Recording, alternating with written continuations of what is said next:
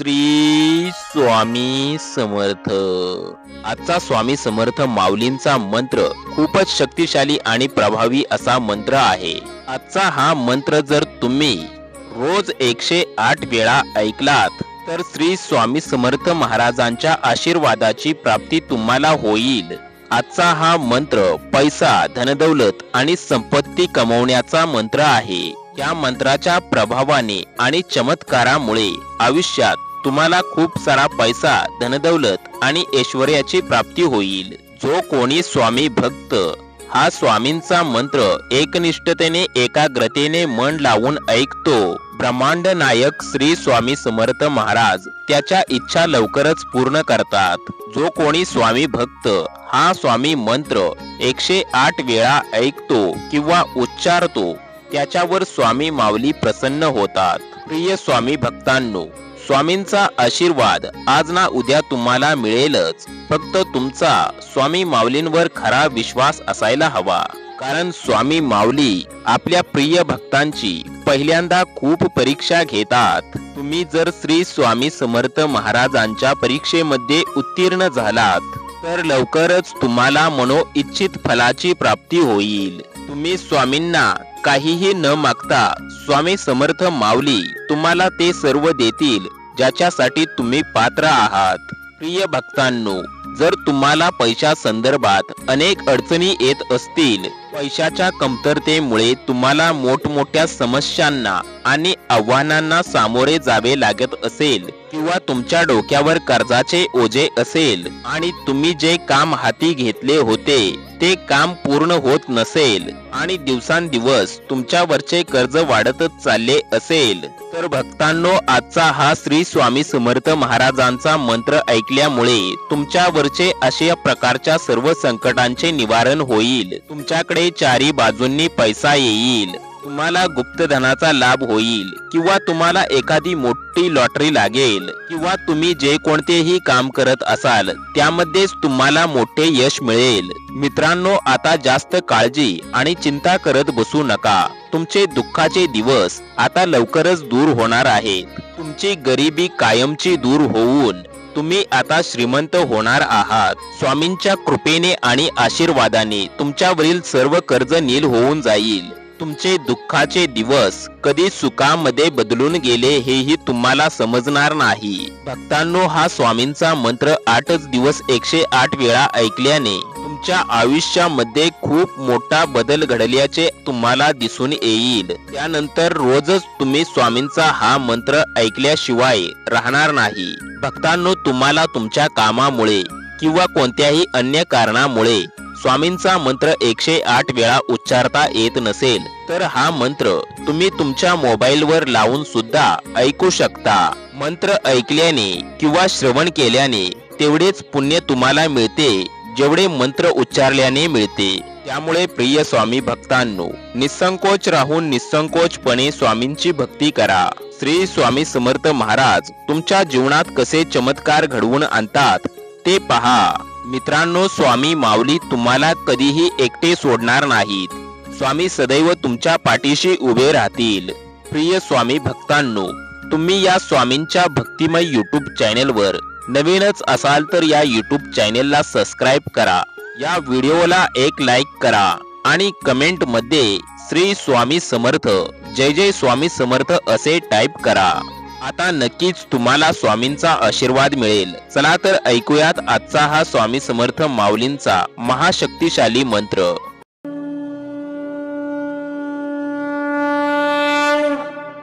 ओम नमो श्री दारिद्र्य मुक्तेश्वर स्वामी समर्थाय नमः। ओम नमो श्री दारिद्र्य मुक्तेश्वर स्वामी समर्थाय नमः। ओम नमो श्री दारिद्र्य मुक्तेश्वर स्वामी समर्थाय नमः। ओम नमो श्री दारिद्र्य मुक्तेश्वर स्वामी समर्थाय नमः। ओम नमो श्री दारिद्र्य मुक्तेश्वर स्वामी समर्थाय नमः। ओम नमो श्री दारिद्र्य मुक्तेश्वर स्वामी समर्थाय नमः। श्री दारिद्र्य मुक्तेश्वर स्वामी समर्थाय नमः। ओम नमो श्री दारिद्र्य मुक्तेश्वर स्वामी समर्थाय नमः।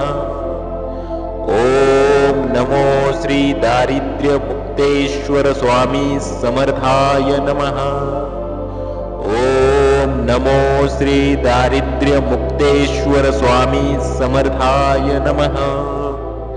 ओम नमो श्री दारिद्र्य मुक्तेश्वर स्वामी समर्थाय नमः। ओम नमो श्री दारिद्र्य मुक्तेश्वर स्वामी समर्थाय नमः।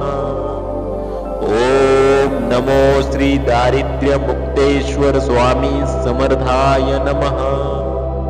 ओम नमो श्री दारिद्र्य मुक्तेश्वर स्वामी समर्थाय नमः।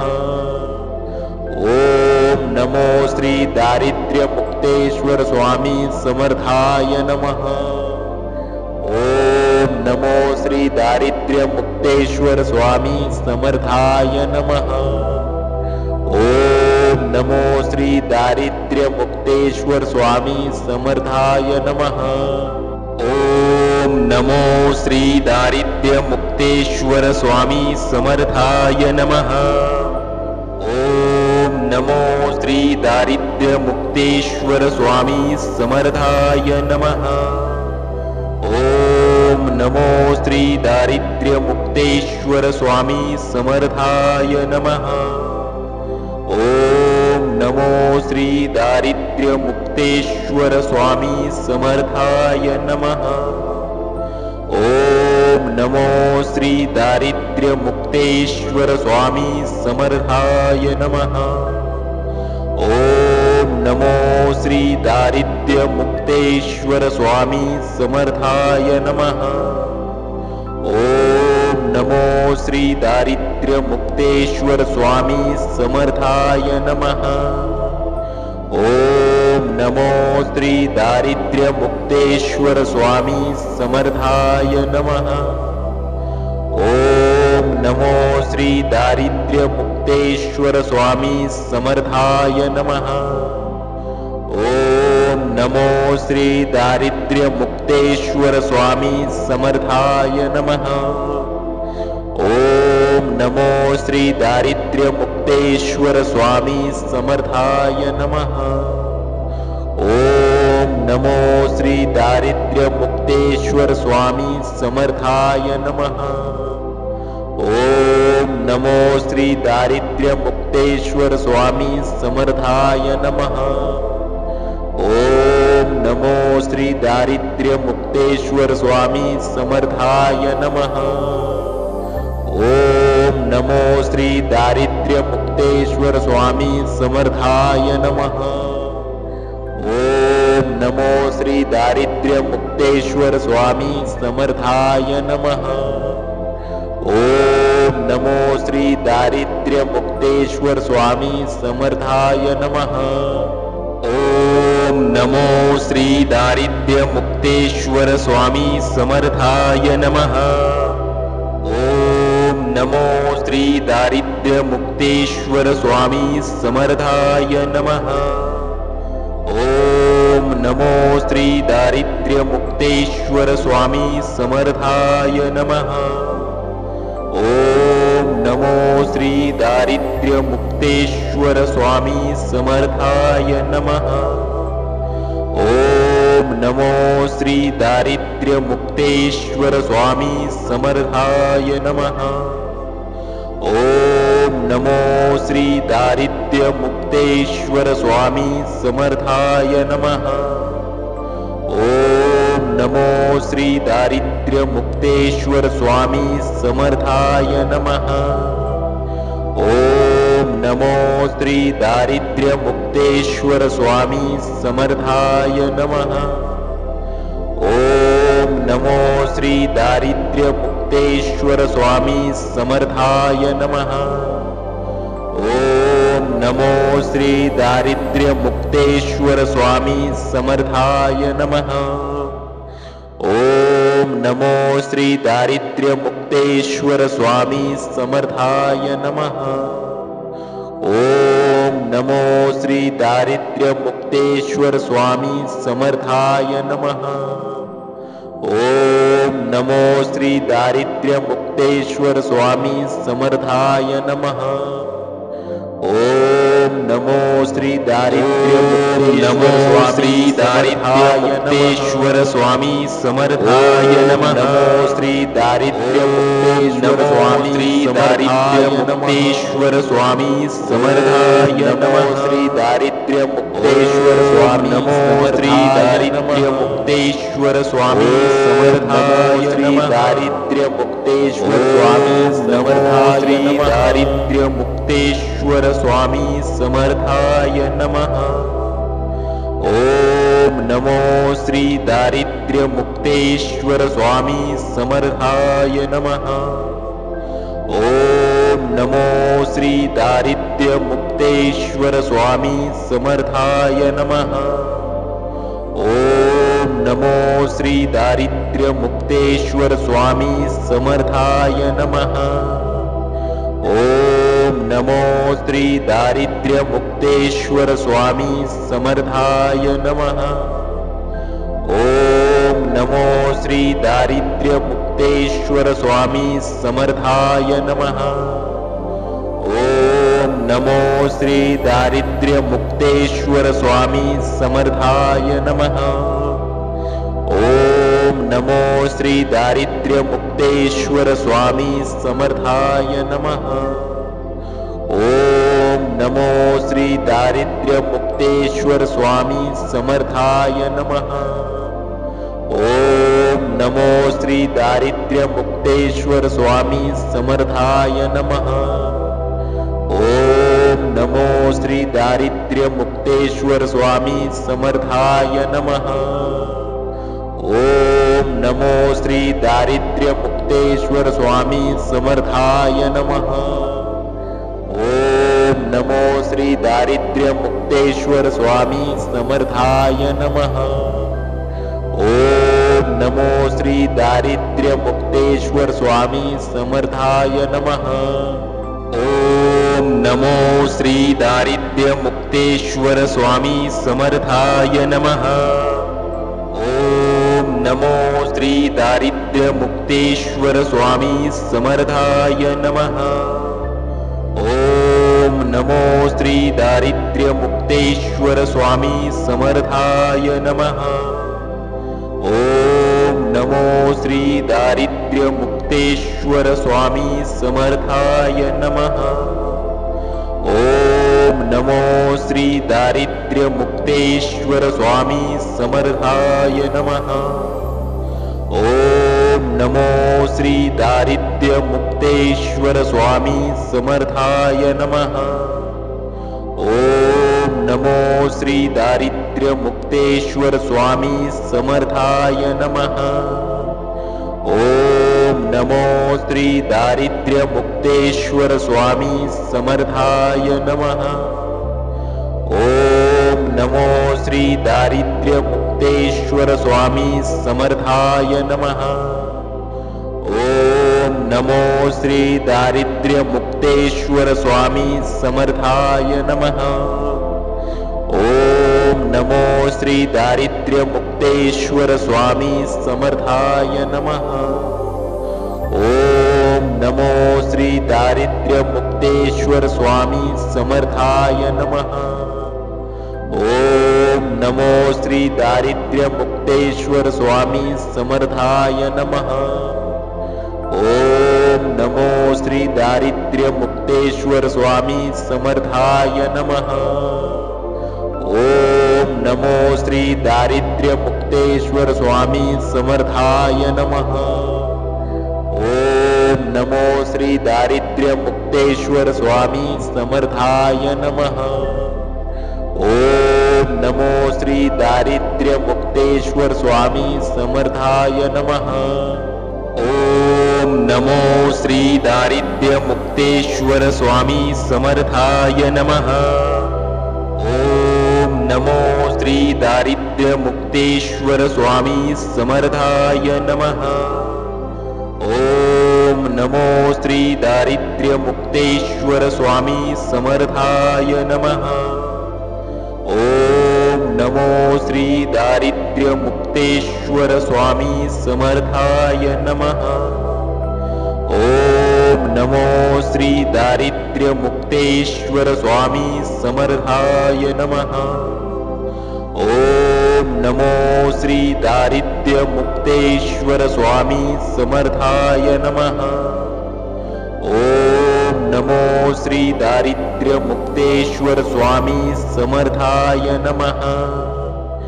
ओम नमो श्री दारिद्र्य मुक्तेश्वर स्वामी समर्थाय नमः। ओम नमो श्री दारिद्र्य मुक्तेश्वर स्वामी समर्थाय नमः। ओम नमो श्री दारिद्र्य मुक्तेश्वर स्वामी समर्थाय नमः। ओम नमो श्री दारिद्र्य मुक्तेश्वर स्वामी समर्थाय नमः। ओम नमो श्री दारिद्र्य मुक्तेश्वर स्वामी समर्थाय नमः। ओम नमो श्री दारिद्र्य मुक्तेश्वर स्वामी समर्थाय नमः। ओम नमो श्री दारिद्र्य मुक्तेश्वर स्वामी समर्थाय नमः। ओम नमो श्री दारिद्र्य मुक्तेश्वर स्वामी समर्थाय नमः। ओम नमो श्री दारिद्र्य मुक्तेश्वर स्वामी समर्थाय नमः। ओम नमो श्री दारिद्र्य मुक्तेश्वर स्वामी समर्थाय नमः। ओम नमो श्री दारिद्र्य मुक्तेश्वर स्वामी समर्थाय नमः। ओम नमो श्री दारिद्र्य मुक्तेश्वर स्वामी समर्थाय नमः।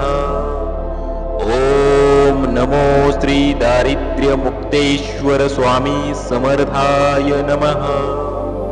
ओम नमो श्री दारिद्र्य मुक्तेश्वर स्वामी समर्थाय नमः। ओम नमो श्री दारिद्र्य मुक्तेश्वर स्वामी समर्थाय नमः। ओम नमो श्री दारिद्र्य मुक्तेश्वर स्वामी समर्थाय नमः। ओम नमो श्री दारिद्र्य मुक्तेश्वर स्वामी समर्थाय नमः। ओम नमो श्री दारिद्र्य मुक्तेश्वर स्वामी समर्थाय नमः। ओम नमो श्री दारिद्र्य मुक्तेश्वर स्वामी समर्थाय नमः। ओम नमो श्री दारिद्र्य मुक्तेश्वर स्वामी समर्थाय नमः। ओम नमो श्री दारिद्र्य मुक्तेश्वर स्वामी समर्थाय नमः। ओम नमो श्री दारिद्र्य मुक्तेश्वर स्वामी समर्थाय नमः। ओम नमो श्री दारिद्र्य मुक्तेश्वर स्वामी समर्थाय नमः। ओम नमो श्री दारिद्र्य मुक्तेश्वर स्वामी समर्थाय नमः। ओम नमो श्री दारिद्र्य मुक्तेश्वर स्वामी समर्थाय नमः। ओम नमो श्री दारिद्र्य मुक्तेश्वर स्वामी समर्थाय नमः। ओम नमो श्री दारिद्र्य मुक्तेश्वर स्वामी समर्थाय नमः। ओम नमो श्री दारिद्र्य मुक्तेश्वर स्वामी समर्थाय नमः। ओम नमो श्री दारिद्र्य मुक्तेश्वर स्वामी समर्थाय नमः। ओम नमो श्री दारिद्र्य मुक्तेश्वर स्वामी समर्थाय नमः। ओम नमो श्री दारिद्र्य मुक्तेश्वर स्वामी समर्थाय नमः।